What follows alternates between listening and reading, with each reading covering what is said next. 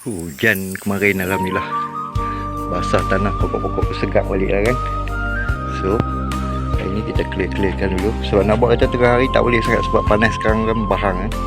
Budak-budak pun dah sekolah PDPR sekarang ni kan, kat rumah kan. So kita dah clear-clear ni.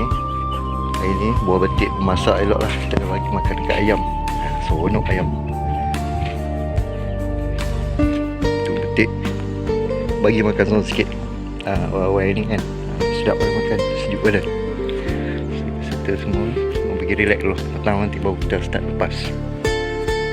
Duduk relax kan, buku macam. Alhamdulillah. Tengok pokok segar naik pucuk boleh lah. Tidak kering, ada yang mati lah, pasrah lah kan. Yang hidup-hidup lah.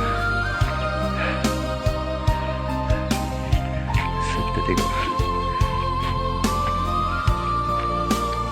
Kita nak buat rock ni, nak buat rock. Letak barang di papan ada. Tengok nanti pergi ambil kayu, start buat rock balik. Dengan relax dalam. Ni dengan relax. Dah selesai.